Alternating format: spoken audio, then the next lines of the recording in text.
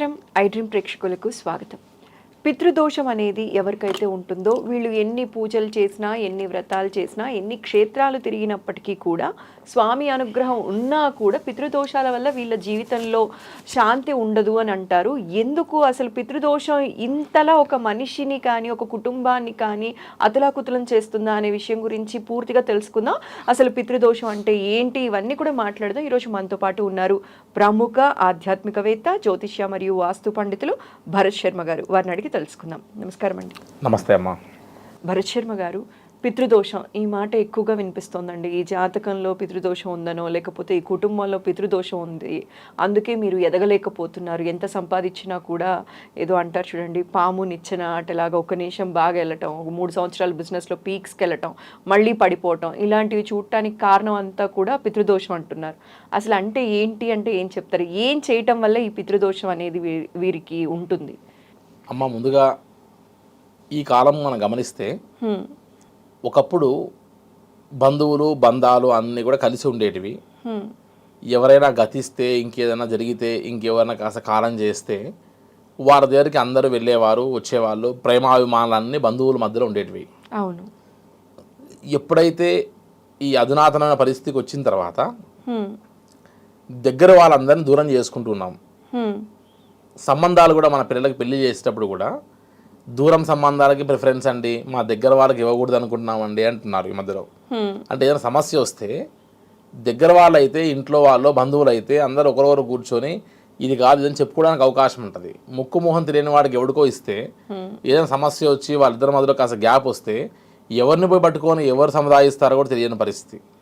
కాబట్టి ఒకసారి మనం బాగా గమనిస్తే మన బంధువుల్లో, మన పూర్వీకుల్లో ఎవరైనా సరే గతించి ఉండి, ఆ గతించి ఉన్నటువంటి వారి దగ్గరికి వెళ్ళి మనం కనీసం చివరి చూపు అనేటువంటి చూస్తాం. మనం ఆ చివరి చూపు అనేటువంటి ఒక రోజున వెళ్ళి మనం వారిని చూడలేకపోతే, తెలిసినా కూడా వారిని చూడకుండా ఉండడం వల్ల మొట్టమొదటగా మనకు వచ్చేటువంటి యొక్క పితృదోష ఆపాదం అమ్మ. వాడు బెంగళూరులో ఉన్నాడు, చెన్నైలో ఉన్నాడు, ఇంకో ఊర్లో ఉన్నారు. వాళ్ళకి మాకేం పెద్దగా ఈ మధ్య సత్సంబంధాలు లేవు, మా చిన్నాన్నకి మా నాన్నకి వాళ్ళకే సంబంధంగా నాకు సంబంధం లేదు. సొంత ఇంటి పేరున్నా కూడా, సగోత్రికులైన సొంత గోత్రంతో ఉన్నటువంటి వారైనా సరే, ఒకే గోత్రం ఒకే ఇంటి పేరు అయిన వాళ్ళన్నా కూడా ఈ కాలం నారు ఎవరు కూడా వాళ్ళని సఖ్యత పెట్టుకొని వాళ్ళతో వెళ్ళి అటాచ్ అయ్యేటువంటి యొక్క పరిస్థితులు లేక, వారు చివరికి గతించిన తర్వాత కూడా వారికి అటెండెన్స్ వేయట్లేదు. ఒకటి. రెండవటి, మనం గతించిన తర్వాత ఒక 9 రోజుల తర్వాతనో 12 రోజుల తర్వాతనో వీరు ధర్మోదకాలు అని వదులుతారు. తిలోదకము అని అంటే నువ్వులతో వదిలేటువంటి యొక్క ఇది. ఒకటే గోత్రం ఒకటే ఇంటి పేరున్న వారు నువ్వులు, ఆ గోత్రం కాకుండా మరొక గోత్రం ఉన్నటువంటి బంధువులందరికీ బియ్యంతో తర్పణం వదిలిస్తారు. మా నాన్నగారు చనిపోయారు, 30 సంవత్సరాలు అవుతుంది అనుకోండి. ఈరోజు రేపు ఎవరైనా చనిపోయి ఉన్నారు, చనిపోయి ఉన్నటువంటి ఒక బంధువుల ఇంటికి వెళ్ళి ఆ 9వ రోజు నేను ఖచ్చితంగా వెళ్ళి ఆ యొక్క ధర్మోదకాలు అంటే ఉదకం అంటే నీరు, అక్కడికి వెళ్ళి మా నాన్న పేరు మా నాన్న గోత్రం చెప్తూ ఆ చనిపోయినటువంటి వారు ఎవరైతే ఉన్నారో వారి యొక్క ప్రేత అంటే శరీరం చనిపోయిన తర్వాత ఒక అద్దె శరీరాన్ని ఎవరైతే మన గరుడ పురాణం చెప్తూ ఇస్తున్నారో, కింకరులు ఇద్దరు వచ్చి ఇచ్చేటువంటి శరీరంలో మనల్ని వేసుకొని ఇక్కడ నుంచి మనల్ని ప్రయాణం చేసి తీసుకెళ్తారు. కాబట్టి మన కాలమానం ప్రకారం 12 మాసాలు, వాళ్ళ కాలమానం ప్రకారం 12 రోజుల్లోనే ట్రావెల్ అవుతారు. కాబట్టి అక్కడ నుండి మనం ప్రతి నెల మాసికము అంటున్నాం, 12 డేస్ని. అక్కడికి వెళ్ళిన తర్వాత సంవత్సరము అంటున్నాం. కాబట్టి ఆ రోజు వదిలేటువంటి ఒక ధర్మోదకాల వల్ల మా నాన్నకు తెలుస్తుందట, ఫలాని వారు ఇవాళ గతించారు, ఇక్కడ నుంచి వాళ్ళ ప్రయాణం మొదలవుతే ఇన్ని రోజుల్లో వస్తారు, కాబట్టి వచ్చిన తర్వాత వీరు నా బంధువులు అని ఇక్కడిని అటాచ్ చేస్తే తప్ప పైన వారు బంధువులు కారట. ఇక్కడ ఉన్నప్పుడే కాదు బంధుత్వాన్ని కలిగి ఉండము, పైలోకానికి వెళ్ళిన తర్వాత అక్కడ కూడా ఎవరి బంధువులు ఏంటి అనేటువంటిది కూడా లిస్ట్ అవుట్ అవుతూ వస్తుందట. ఇక్కడ నుంచి వెళ్ళారు, ఈ బలమే మళ్ళీ పైకి వెళ్తాం, తిరిగి అక్కడ నుంచి మనం చేస్తున్న పాపకర్మాల వల్ల తిరిగి ఇంకోసారి రీసైకిల్ అవుతూ వస్తాం. కాబట్టి ఇక్కడ చనిపోయిన తర్వాత వీరికి మనం ఆ యొక్క ధర్మోదకాలు వదలకపోతే చివరికి ఆ పైలోకానికి వెళ్ళిన తర్వాత ఏమని తెలుస్తుంది ఎవరని అంటే, ఒక అనాథలాగా వెళ్ళినటువంటి వాళ్ళని మనం వదిలేస్తున్నాం. ఒక్కరు ఏకాకిగా తిరుగుతూ కూర్చోవాలి. మా నాన్నకు కష్టం వస్తుంది పైన, ఆ కష్టాన్ని నిన్నో మొన్నో గతించిన వారు వెళ్ళి అరే నీ ఉన్నా లేరా నేను కూడా నీ కష్టంలో పాలు పంచుకుంటా అని అక్కడ బలగాన్ని పెంచాలట. కాబట్టి ఆ బలగాన్ని పెంచకపోతే అరే పున్నామి నరకం నుంచి రక్షించాలని నేను కొడుకుగా కంటే నేను బ్రతికున్నప్పుడు ఎట్లాగో నాకు నువ్వు ముద్దన్నం పెట్టలేదు, నేను పోయిన తర్వాత అయినా సరే కనీసం నాకు ఉండడానికి బంధుమిత్రులైనా సరే నాతో కలపకపోతే నువ్వు ఉండి ఏం చేయాలి అనేటువంటి ఒక ప్రశ్న ఆయన పైనుంచి వేసినప్పుడు అప్పుడు ఈ రకమైనటువంటి యొక్క పితృదోషాలు అనేటువంటివి ఆపాదిస్తూ వస్తాయి అని చెప్తారు. కాబట్టి జాతకరీత్యా రవి శని గ్రహాలు ఈ విధంగా జాతకరీత్యా చూసుకున్నప్పటికీ ఈ కాలం నాటి విషయాలు మనకు తెలిసి తెచ్చుకున్నటువంటివి. ఎవరైనా సరే మన పూర్వీకుల్లో రెండో పెళ్లిళ్ళు జరగడము ఇటువంటి వ్యవహారం ఎన్నో చెప్తూ వస్తున్నారు. వాటితో పాటు మనకు తెలిసి సంపాదించుకునేటువంటి పితృదోషాలు ఏంటి అంటే మన పిల్లలకి మన పూర్వీకులను పరిచయం చేసుకోకపోవడం, మన పిల్లలకి మీ తాత పేరు ఏంటని కూడా తెలియదు, వాళ్ళ తాత పేరు ఏంటో తెలియదు, కనీసం 3 తరాల పేర్లు కలిగి ఉండాలని కూడా తెలియదు. కాబట్టి ఇటువంటి పరిస్థితుల్లో మనం తెలిసి పితృదోషాలు తెచ్చుకుంటున్నట్టే. కాబట్టి ఎవరైనా సరే మన ఇంట్లో వారు ఎవరైనా మన బంధువులు చనిపోతే అరే చివరికి చనిపోయిన రోజైనా సరే పిలవకపోయినా పోవాల్సిందిరా అంటారు.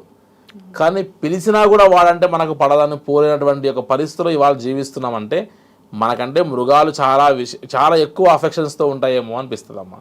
కాబట్టి ఎప్పుడైనా సరే గతించిన తర్వాత మనం వెళ్ళి వదిలేటువంటి ఒక తిలోదకాలు ధర్మోదకాలు, మనం వెళ్ళి భోంచేసి వచ్చేటువంటి ఒక వైకుంఠ సమారాధన, ఇవి మనకు ఏ దేవుడు ఎక్కడ ఆశీర్వచనాన్ని జరిగినటువంటివి ఒక పురోహితుడు అక్కడ మాత్రమే ఆశీర్వదిస్తాడేమని వంశాభివృద్ధి రస్తు గోత్రాభివృద్ధి రస్తు అని మీ వంశము మీ గోత్రము తరించాలి అని ఆశిష్యులు ఇచ్చేటువంటి ఒక ఏకైకటువంటి ఒక ప్రదేశం ఈ తద్దినాల దగ్గర, ఈ గతించిన వారి దగ్గరే అట.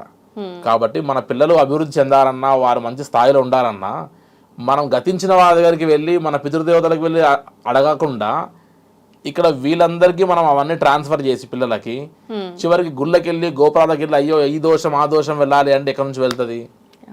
కాబట్టి గతించినటువంటి మన తల్లిదండ్రులు వారే మన యొక్క బంధువర్గానికి వెళ్ళి మనం చేయాల్సిన ధర్మాన్ని చేస్తే ఆ ధర్మం అంతా కూడా మన పిల్లలకు ట్రాన్స్ఫర్ అవుతుంది అని చెప్పచ్చు.